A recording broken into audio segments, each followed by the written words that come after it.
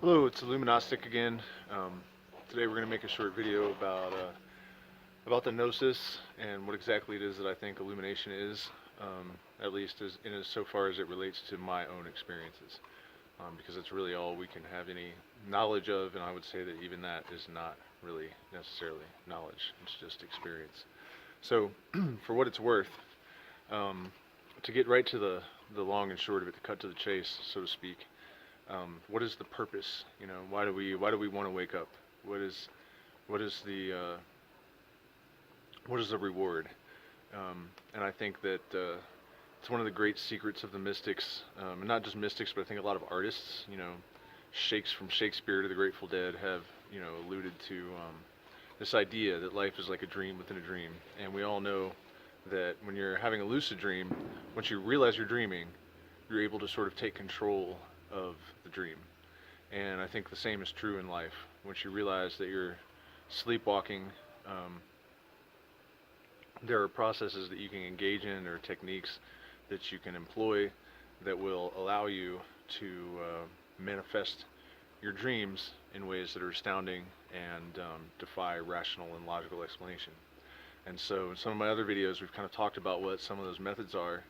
And in this video, I'm going to talk a little bit about what my experience, what it's like when you start to free yourself from what Blake called the mind-forged manacles. We're all in our own prisons until we realize that we have the key and that we can make of this reality whatever we want. The thing is that there are parameters. We cannot. I think a lot of the reason that magic has been discredited and sort of ignored in the modern day is because people have tried to use it. They've tried to use prayer, magic, and the newer term, I guess, is manifestation, in ways that do not sit within the parameters of natural law. And that's the thing you have to understand. If you're trying to will something to happen, if you're trying to do it outside of natural law, if there are not mechanisms that allow the energy to interact with the consciousness and allow this thing to take place, you're wasting your time. You're not going to do anything impossible. But if it is within the realm of possibility, um, it is probably possible for you to attract whatever force is necessary, whatever energy. There are some key factors, though. In the awakening process, the Gnosis, I would say that there are stages.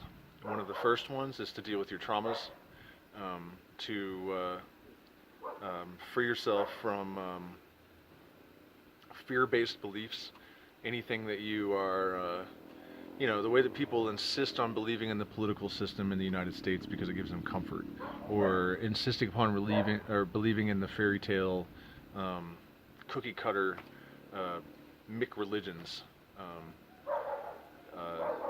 All of these fear-driven belief systems it's like it create a dissonance between the energy that you're putting out and what you're trying to create.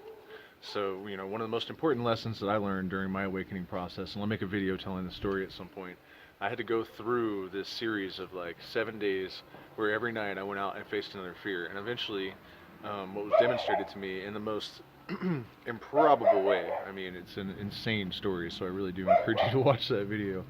Um, but it's the teaching behind the whole process was that if you have absolutely no fear, you will not attract the things that you're afraid of.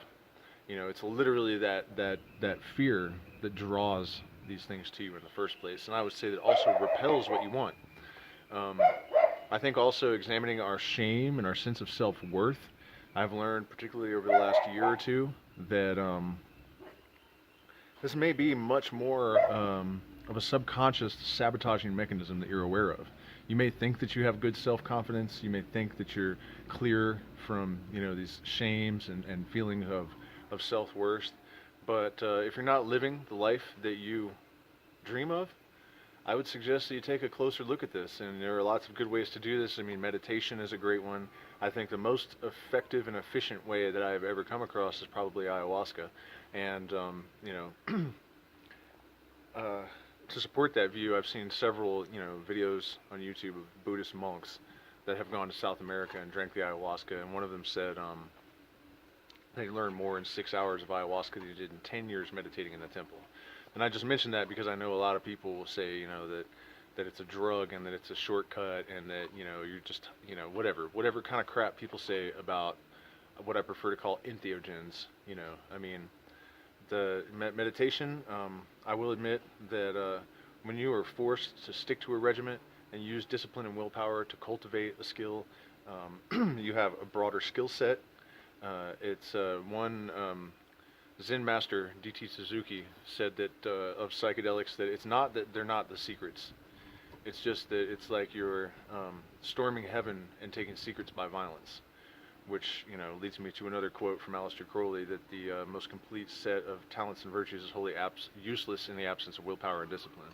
And so there's some legitimacy to that you can get the secrets and you can free yourself from all of this stuff, but if you're not able to put it to work for you, if you're not able to find some kind of outlet, if you're not able to constrict the forces to do your will, then it's going to do you absolutely no good to transcend the limitations that you...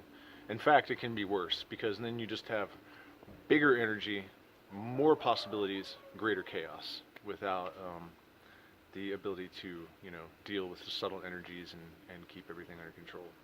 So the Gnosis is about self-knowledge first and foremost, and then once you have dealt with your traumas, you're free from fear, you must figure out what your true will is. What is your purpose? What is your desire? What is it you're here in this universe to fulfill?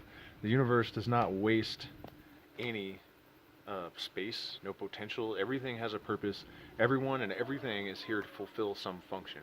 And it seems that because of the necessity that the universe had of chaos, that and also giving us free will, that it is possible to become disentangled from your sense of purpose, or probably having grown up in a culture, Western culture, where you're bombarded with programming and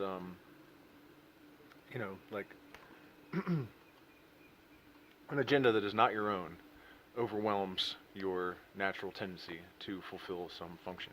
So the discovery of your true will, what it is that you're trying to manifest, is the next step, and then learning the techniques that are going to allow you to maintain your equilibrium and to become a fit vessel for those forces that you hope to attract.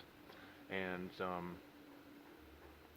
that is basically it, And so along the way, one of the added benefits is that you start to also get answers to some of the most profound metaphysical questions that mankind has ever asked, in such a way that you realize that other people that have experienced the Gnosis, no matter what their path, no matter how they arrived at this place, they will have similar answers, and this gives you some